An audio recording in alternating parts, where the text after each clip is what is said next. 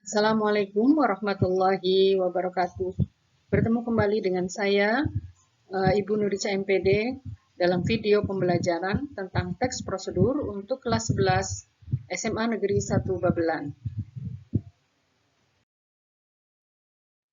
Pada bab 1, untuk kelas 11, kita akan belajar mengenai bagaimana menyusun teks prosedur. Teks prosedur, di sini ada 4 poin yang nanti akan kita bahas. Yang pertama, mengenai instruksi dan informasi yang ada dalam teks prosedur. Yang kedua, bagaimana kita membuat pernyataan umum dan tahapan-tahapan dalam teks prosedur. Yang ketiga, kita akan memperhatikan bagaimana struktur dan kaidah kebahasaan pada teks prosedur. Dan yang keempat, bagaimana kita bisa menyusun teks prosedur itu dengan baik dan benar. Ada bagian instruksi dan informasi dalam teks prosedur. Di sini ada beberapa hal yang nanti akan kita bahas. Yang pertama mengenai definisi dan ciri-ciri teks prosedur. Yang kedua mengenai jenis-jenis dari teks prosedur itu sendiri. Dan yang ketiga adalah bagaimana cara menentukan tahapan-tahapan dalam teks prosedur. Pengertian teks prosedur dan ciri-cirinya. Teks prosedur itu sendiri adalah sebuah teks yang menunjukkan dan menjelaskan sebuah proses dalam membuat dan mengoperasikan sesuatu yang dikerjakan melalui langkah-langkah yang sistematis dan teratur. Adapun ciri-ciri teks prosedur adalah yang pertama, berisikan langkah-langkah, yang kedua, disusun secara informatif, kemudian yang ketiga, dijelaskan secara terperinci, yang keempat, bersifat objektif, artinya bisa dibuktikan kebenarannya. Yang kelima, menggunakan syarat atau pilihan, ini tergantung nanti apa yang mau disampaikan teks prosedurnya. Dan yang keenam, disampaikan dengan kalimat yang jelas, logis, dan singkat.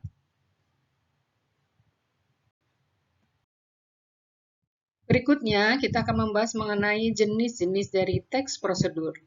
Jenis teks prosedur di sini ada 3 bagian. Yang pertama, teks prosedur yang menjelaskan proses sesuatu itu bekerja atau bagaimana instruksi secara manual.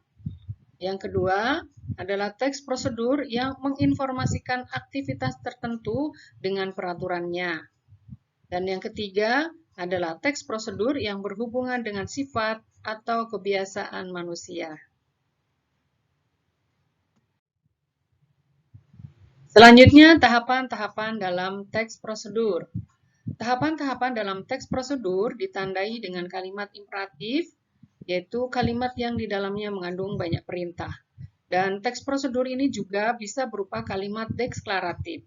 Kalimat deklaratif ini adalah berisi kalimat pernyataan, dan kalimat pernyataan ini berfungsi memberikan informasi kepada pembaca. Selanjutnya, nanti kita akan membahas mengenai bagaimana itu pernyataan umum dan tahapan-tahapan dalam teks prosedur. Nah, tahapan dalam teks prosedur dan pernyataan umum ini akan saling berkaitan dalam teks prosedur itu sendiri. Nanti kita akan lihat pada slide selanjutnya. Merancang pernyataan umum dalam teks prosedur. Pada teks prosedur ini memiliki 2 bagian utama ya. Yang pertama adalah pernyataan umum dan yang kedua adalah tahapan-tahapan atau langkah-langkah. Pernyataan umum dalam teks prosedur itu merupakan pengantar atau pendahuluan mengenai topik yang akan dijelaskan dalam teks prosedur. Nah, pernyataan umum dalam teks prosedur ini dapat berupa tujuan dalam teks prosedur itu sendiri. Nah, selanjutnya kita akan merancang tahapan-tahapan dalam teks prosedur. Nah, di sini ada 4 langkah untuk menentukan tahapan dalam teks prosedur. Yang pertama, kita menentukan topik dulu ya. Kemudian topik tersebut kita susun. Selanjutnya, kita akan mengumpulkan bahan sumber informasi yang berkaitan dengan topik tersebut. Yang ketiga, mengembangkan informasi yang telah dikumpulkan ke dalam langkah-langkah yang saling berkaitan. Nah, selanjutnya, pada bagian yang keempat, menyusun teks prosedur secara utuh. Ya, selanjutnya kita akan membahas mengenai bagaimana struktur dan kaidah kebahasaan pada teks prosedur. Ya, untuk struktur nanti ada tersendiri, begitu juga dengan kaidah kebahasaan. Kita akan lihat pada slide selanjutnya. Struktur teks prosedur. Untuk struktur ini ada 3 bagian.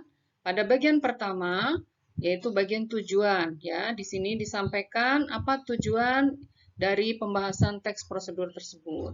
Kemudian pada bagian tengah atau bagian isi, ini adalah bagian material. Bagian ini berisi bahan-bahan, alat-alat, atau material yang diperlukan. Akan tetapi, tidak semua teks prosedur terdapat bagian ini. Pada umumnya, penggunaan bagian material terdapat pada teks prosedur tentang pembuatan barang atau pembuatan makanan. Nah, kemudian pada langkah yang terakhir, bagian ini berisikan langkah-langkah yang harus ditempuh untuk memperoleh hasil sesuai dengan tujuan pada teks prosedur yang kita sudah siapkan atau yang sudah kita tentukan di awal. Berikutnya adalah kaidah kebahasaan teks prosedur. Kaidah kebahasaan teks prosedur di sini dibagi menjadi 4 poin. Yang pertama adalah penanda wacana.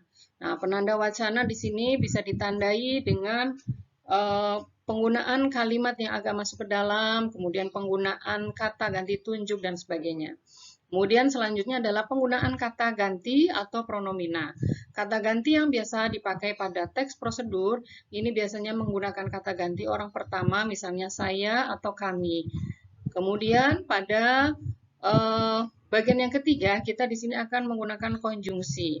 Nah, konjungsi yang biasa dipakai di sini lebih kepada konjungsi urutan atau konjungsi penggunaan urutan waktu. Ya, misalnya mula-mula, selanjutnya, kemudian, dan seterusnya.